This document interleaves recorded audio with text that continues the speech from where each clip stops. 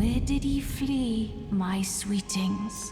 Hello, Come out from whence ye hide. There are books and No, it's cool. light I was talking. I'll wait. dither not. Come out, say I, or Mm-hmm. will ye be gravestones, to be better born anew? Are you finished? Can I talk now? Hello, dreamers. Eugene, the author here, and welcome back to our Elden Ring All Game Strength Faith run. Before we get started, I just want to say Merry Christmas, Happy Kwanzaa, Happy Hanukkah, whatever it is that you celebrate, Happy Holidays. I hope you're having a wonderful time with your friends and your family. So, we have finished all the fights in Liurnia, and now it's time for us to head into Caelid. And Caelid is going to be a lot of fun. I'm really looking forward to Caelid. We're going to go actually a little bit of a unique route into Caelid, because there's a few things that I want to accomplish. So, for any who is not aware, we are considering for this run Caelid and Dragon Barrow to be the same general region, the same way we considered Limgrave and Weeping to be the same region, the same way we considered the Caria, Weeping Peninsula, Liurnia area as one zone. And so Caelid Dragon Barrow is the next zone that we're going to do. And our entry point is going to be actually through the Third Church of America, because there's going to be a little bit of housekeeping that we do to get our build better situated. So going into Caelid is going to be a unique setup for us. I can use Ornamental Straight Sword. Ornamental Straight Sword is fun, but it's not fantastic. We'll play around with it for a little bit. So the Ornamental Straight Sword is fun. It's a paired sword, which means that just one of them gives you two of them. And its Ash of War is neat because it turns your charged R2 into this stabby stab here, which is a lot of fun, but also like not very practical. You don't really get to pull off that whole combo very often. So we are going to actually access the Caelid Dragon Barrow area through this portal here. But before we go there, let's just take a look and see. So we have 2 Gold Pickle Foul Feet, which is probably enough to do what I want. So we're gonna get a little bit silly. We're gonna get a little bit silly and have a little bit of fun here. Am I centered on the camera? It's so awkward filming this in my hometown remote setup. I'm scared to touch my monitor because my second monitor keeps not working.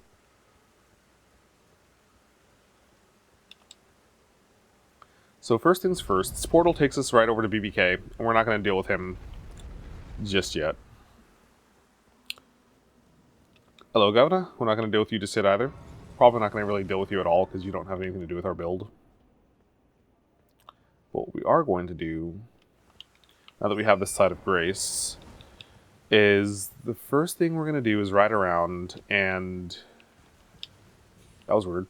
There's like no torrent double jump sound effect. We're going to ride around... What time of day is it? Early day? Okay. We're going to ride around and get some sights of grace. And the first thing that I want to tackle is going to be the dungeon that gets us the Gold Scarab Talisman. Because this talisman is going to allow us to gain, I want to say like an extra 10% or 15% runes per takedown. I'm never sure. I'm like, okay, do I want to use the YouTube appropriate words? For anybody who wonders why, especially smaller channels like mine, why we say things like unalive instead of the obvious word, is because the algorithm hates us when we use certain words. And our videos will get buried based on us using certain words and based on us showing a certain degree of content.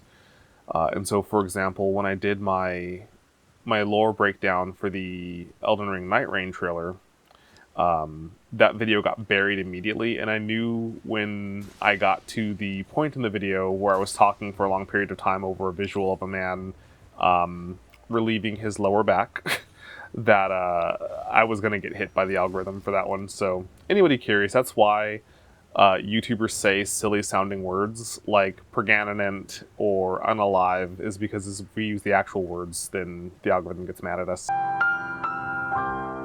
But back to Elden Ring. So we're going to do a little bit of housekeeping. The idea with Caelid is a weird zone where you can... Caelid and Dragon Barrow has the most amount of bosses that you can kind of just trick into dealing with themselves. And so I'm going to show off some of those silly things. I'm aware that there's a memory stone back there. I don't know that I really care about it, to be honest. I'm going to grab it as long as I'm over here. I'm going to show off some little tricks here. Because at this point, I think I've done a good job of showing you that I know how to handle a dragon. I know how to handle Knight's Cavalry. So I think we can get a little bit silly and have a little bit of fun here instead. So this is ordinarily, if you were wanting to get a really high-level build online early, you would beeline to Caelid as soon as possible. Because, again, Caelid has a large amount of bosses that you can kind of convince to deal with themselves. And if you go here with Gold Pickle Foul Feet, you can maximize, you can gain a lot of extra runes for that. And if you go here with Gold Pickle Foul Feet as well as the Gold Scarab Talisman, then you can really kind of maximize your profits. So let me just double check and make sure that I'm actually recording on everything. Yeah, again, my portable setup is weird. So I've got two Lenovo USB-C powered monitors that are both like powered and output through USB-C. And then I've got a Minis Forum mini PC, and I've got a GPD external GPU. And I had to kind of finagle it to make all these things work properly. So I've got like a I've got a USB-C to HDMI adapter that's micro USB-C powered. This is an absolute Frankenstein of a setup, but it works. So Dragon Barrow and Caelid are two sites of some pretty tragic battles that took place. You know, this is where the mother of all dragons comes to her final rest. This is where Radahn and Melania had their fated duel that I just have so many thoughts and questions around. Once you clear Shadow of the Erdtree and you get that cutscene where Miquella makes his request of Radahn and rings his bell, that makes it clear that the moment he made his wish, he was influencing and controlling Radahn's mind. You just really have to wonder how much of anything that Radahn did was him anymore, right? It seems like under Miquella's control, various aspects of your personality become exacerbated to an extreme. I don't want to go this way. I mean, I do want to go this way, but I don't want to go this way. And so, like, Mohg's thing was wanting and craving love. Mohg's thing was love and obsession. And so, under Miquella's control, those were perverted and pushed to their extreme. But it's worth noting that in Marika's royal family, as far as we're aware, Miquella's the only one that is fine with mixing the gene pool, so to speak. Everyone else, it's not really a proclivity that we see anybody but Miquella exhibit. And so, Miquella's got problems. But Mohg's obsession and his desperate need for love become manifested in the perverse way that they do under Miquella's control. And so when you take that into account, right, Melania's thing was devotion, and I called this out at the end of the last video where, again, the idea that your theory should fit your evidence should not be forced to fit your theory. And so I can't definitively prove that Miquella was controlling Melania, but I can tell you that Miquella manipulated and controlled pretty much anybody else he worked with. So it's not a stretch to presume he did the same thing to Melania. Now maybe she's just a grateful twin, a grateful sister who is, you know, just so devoted to the brother who's doing everything he can to try to cure her that, you know, she's willing to overlook everything Miquella does, and she really just is that devoted to him. Or Miquella does one things to the people around him, and it's a clever trick, because unless Miyazaki wants to answer that question, there can't be an answer. Because By the time we encounter Melania, the Scarlet Rot has eaten her eyes. And so Melania's functionally blind by the time we encounter her. So, what do I want to do? What do I want to do? You know what? Let me go ahead and get this while I'm down here. So, the idea, right? The telltale sign of being under Miquella's control is your eyes being golden. And so, that's one of the signs anyways. Is taking on a golden glow as he exerts a greater degree of influence over you. So it kind of seems like Miquella's control of you is in stages, right? There's the quiet influence that's happening in the background, and then there's that moment where Miquella just wholesale is just piloting you like a mech suit. And so, because the Scarlet Rot has eroded Melania's eyes, we'll never know how much control Miquella was exerting over her. Grab that Somber Stone 5 down here. What I'm doing again is just doing some setup for this build. Now that we're in Caelid, we can do a lot of little things to get our build better online. So we want that Somber 5 so that the weapon that we're going to pivot to, we can go ahead and take it right to +5, because now through EG I have access to 1 through 4 for my Somber Stones, and now I have a Somber 5 stone. So now what I'm going to do, as long as I'm in this area, there's a Site of Grace I should have grabbed way back there, but that's fine. I have Sites of Grace nearby. I should have grabbed the, I believe it's, I don't know if it's Nile. It's one of the commanders is down here. But that's fine. I have a Site of Grace nearby. So now we're going to go, as long as we're down here already, we're going to go ahead and grab another Site of Grace that's going to take us near the Radahn fight. Which, taking down Radahn's kind of the gatekeeper for this area. That's going to be what I need to do before I leave Caelid. The Caelid Dragon Barrow area. So we're just going to get these Sites of Grace online real quick first. But yeah, no, I mean, so because Melania, the Scarlet Rot's taken her eyes, we don't know for sure. But with Radahn, right, we know timeline-wise that he made that request before Melania and Radahn's duel. Now, what we know about Radahn is he was a very gentle giant, right? Like, Radahn was a warrior through and through, and he really kind of idolized Godfrey and wanted to model his life off of Godfrey's example of being a true warrior, you know?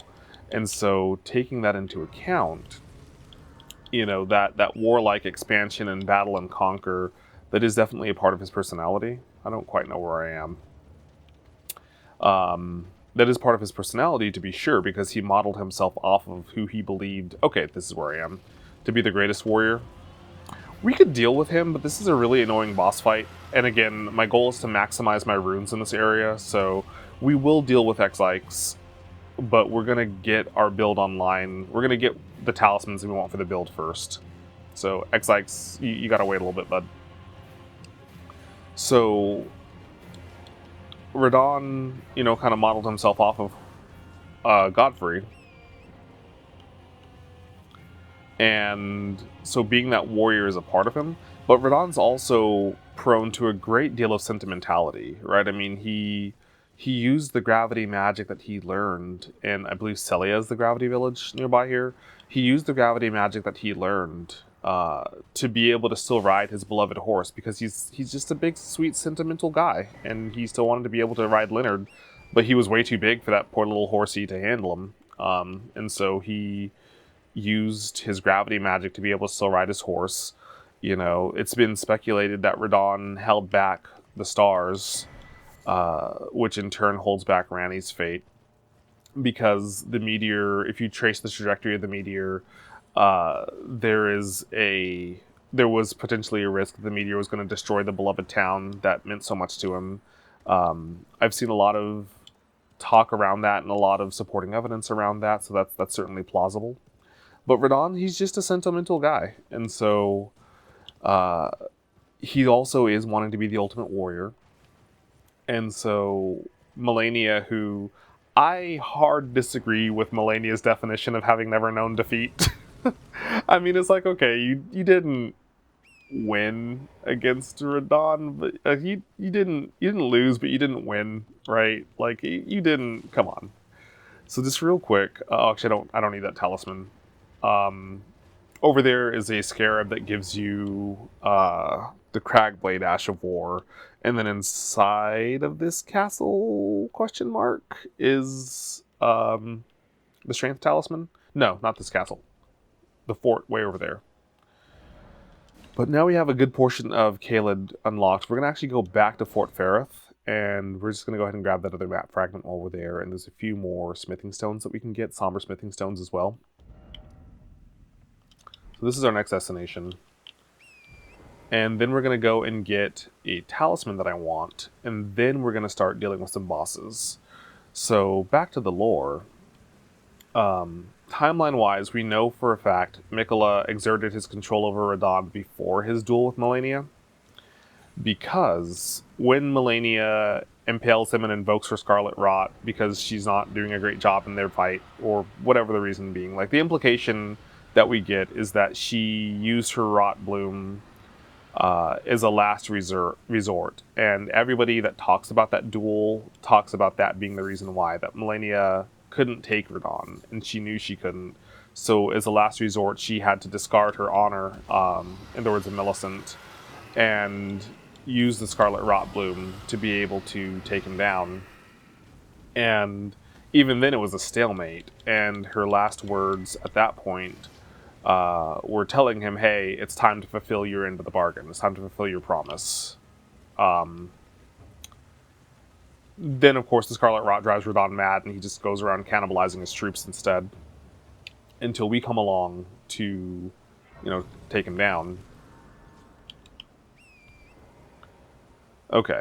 Let's go get some smithing stones. Real quick like. So the first thing we are going to do is pop over here and take down this guy.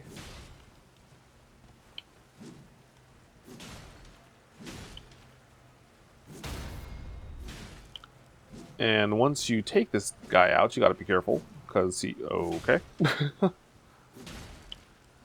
this guy blows up. So that's a Somber 8, and I believe it's a Somber 9 that's down here. So again, this is the path where if you were wanting to just get a really powerful build online early, you would beeline to Caelid. You can go up to Somber 9 without really doing much of anything. I mean, if you really want to get Somber 9, you do have to go to Volcano Manor. But the Godskin Noble is actually, like, incredibly easy to deal with if you just spend a little bit of Arcane to get and you actually don't even really have to spend the Arcane, but if you get let's go back over here. If you get Rot Breath and some Sleep Pots online, you can take out the Godskin Noble with 0 effort, which gives you access to the last smithing stones you need, like 6 and 7, I believe. Where are we going? So then at that point, you can literally start the game. After having only taken down, like 1 or 2 bosses, you can start the game with a +9 Somber weapon and a crazy amount of levels. You can get up to about level 50 messing around in Caelid. So what we are going to do now is we're going to go get the talisman that I want. Did I make the bird mad? I did not make the bird mad. Okay. Which is over here somewhere. And then we're going to pivot to, and actually I guess in the spirit of the run, I should go ahead and switch back to Faith Weapon. I was using Bloodhound as a fallback because of Renala's Faith resistance. So we're going to go over here. Tell me I bought a lantern. Okay, I did buy a lantern.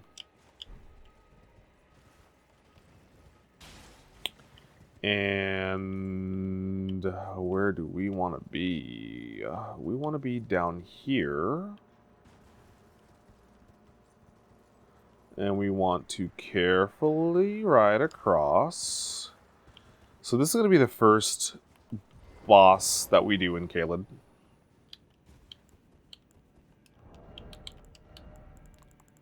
Get my shield. Okay. So this dungeon I hate with a passion. This is a dungeon that you really want to make sure that you're doing with as few runes as possible, because there's a better than average chance that you're gonna just get it's gonna ruin your day.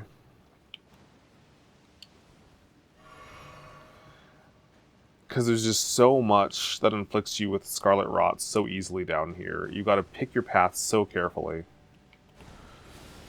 And even if you're just kind of trying to run through, you can still get absolutely wrecked between the Scarlet Rot and every enemy's attacks are homing.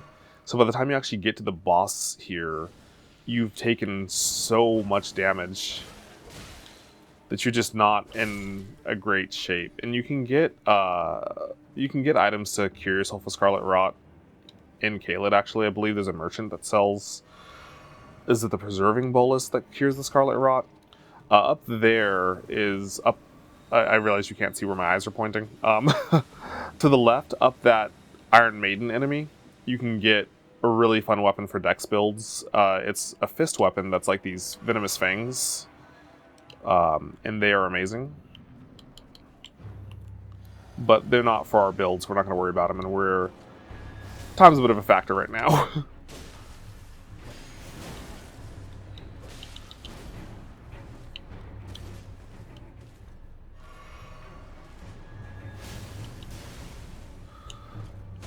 And if you mess this up, you have a very long run back ahead of you. Oh, I really didn't think he was going to have that much range on me. I mean, I already have Scarlet Rot, so whatever, but...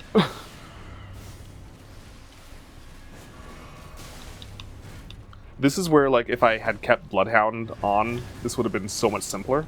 Yeah, I don't have enough time to pull this off. I mean, if I get really lucky, maybe.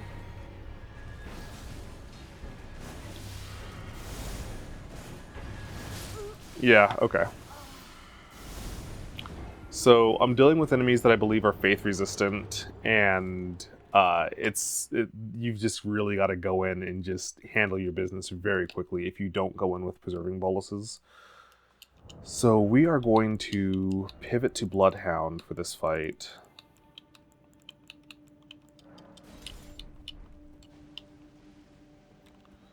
Yeah, no, this can absolutely ruin your day if you and really what I should do. Oh, I can't go back up. I just wasted time too because now I have. Okay, whatever. Because what I should do is actually just go ahead and put all of my, all of my flasks over to healing flask. Oh, I had the wrong flask up. All of my flasks over to healing flasks. I think I went the wrong way. It's all gone off the rails. Yeah, because what can happen to you is while you're just trying to run away from everything, you can get hit by those tracking things, you can get bodied by the Mises. Great place to get Aeonian Butterflies, though. Fantastic place to farm Aeonian Butterflies if you're trying to make Rot Arrows early game. I mean, just out of curiosity, I doubt that I have... Okay. I was like, do I have anything to help me with this? So really, you want to kind of come in and just deal with this first night as fast as you can. Because once his friend comes to play...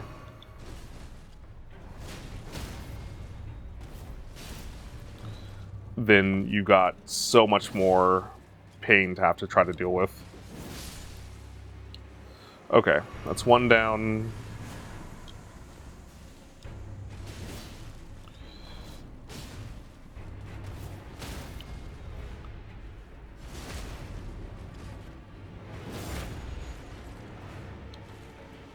I'm gonna just back off and not get greedy here. Take the stagger. And we're done. God, I really should do an all-game Bloodhound thing on my personal time sometime. This weapon is really fun. Like I said, I never really used it much before this run, and I see why. I see why so many people have Bloodhound Fang as their favorite weapon. It's just stupid fun. Where's the side of grace? Time's a bit of a factor. Okay. Okay. Alright. So now here's where we get to mess around a little bit. So first, let's go back to round table, because I should be able to get my third talisman slot now. I guess I haven't been back to round table since I got the Dectus half, or the whatever Haligtree half. Ain't nobody got time for you. Get out of here, Incha. Ain't nobody got time for you, Incha. Okay. So now we're gonna go get our third talisman slot unlocked.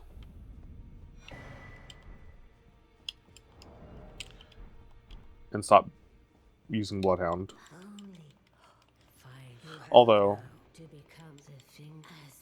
Okay. Yeah. No one's talking to you, Incha. Thank you. Okay, so... this is the new talisman that we got. Increases runes obtained from enemies. Like I said, I don't recall how much it increases by. I want to say it's like 10% or something. I don't know. I'll post it in post. But now that we have this, we're going to round out this first video by having a little bit of fun. We're going to get a little bit silly here. So, now that we're in a position to maximize our profits, we are going to go back and we're going to start on the farm Great Bridge. Now, again, I hope everybody is able to just have fun with this part. I've shown that I can fight dragons, I've shown that I can fight Knights Cavalry, so now we're just going to get a little bit silly and show you some fun things that maybe you haven't seen that you can do in the game that are useful for if you're just ready to just have a little bit of fun and see about getting strong builds online early. You can do this. So, Caelid is weird. Caelid and Dragonbearer are weird in that there are a lot of enemies here that you can introduce to gravity, or you can introduce to traps to handle themselves for you. So the first is Grail. So we're going to get Grail's attention. We're going to immediately ride back, hop off Torrent, and we're going to just get on the tree and we're going to crouch and we're just going to wait a while. And what we're waiting for, we're going to look and make sure that Grail's actually following us, because sometimes Grail will get into a loop where he'll just whip his tail back and forth. And this is normally where I'd do a cut-in joke, but I'm pretty sure I would get just obliviated for having a Willow Smith song in my video by DMCA. But we're going to wait for Grail to come over here, and Grail's going to lose aggro. And this is weird, because like sometimes this works first try, sometimes it doesn't. But at this point we've lost aggro, but we're going to let Grail take a few more steps towards us. We're going to get back on Torrent and get Grail's attention and ride away real quick. We're going to position ourselves back up on the tree. We want to be about here. And actually, this is a little bit risky, because I'm probably within range for the fire to splash back and hit me. But we'll see, because what we want Grail to do is... he should do it now, if he's not stuck in the wrong loop. So I think Grail might be stuck in the wrong loop now. So Grail's AI is locked in the wrong loop. I went a little bit too far to the side, so we may not be able to do it without starting over again. We'll see. So let's try this again. Yeah, he's too close. It's not going to work. Okay, we let him take 2 more steps.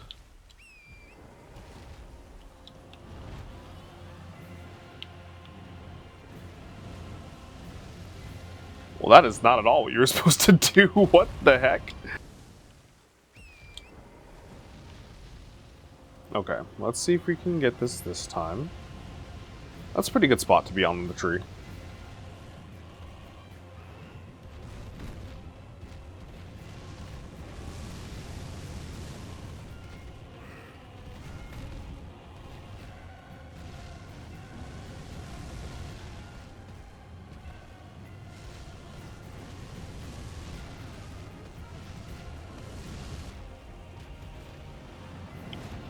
Okay.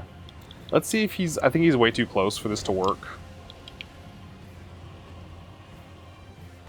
Oh, hold up. Wait a minute. Let me put some glitches in it. Okay, so that's what we were trying to do this whole time. I swear the AI just acts weird sometimes, and so you want to save your gold pickle foul foot to maximize your timing until you get about this close, and then what happens is the same kill floor for you also impacts enemies. And so the idea is it's based on how long you fall more than... So there's a protocol that, like, if you get stuck in a fall animation, then at a certain distance of time that passes, a protocol kicks in to just go ahead and take your character out so you're not just stuck falling forever and ever and ever. But now this guy's in a weird spot, so we'll just see how this happens. I also aggroed something I didn't want to aggro. So then the next thing you do is, while riding that gold pickle foul foot still, you go over here, which this is hard to pull off early game, because early game you've got like one hit and then you're going to die, right? But you go over here, and what you want him to do is leap at you and fall. And that's 2 down, and you can see, look at my rune count, that is a crazy amount of runes to be able to start the game with. Now, here's the thing.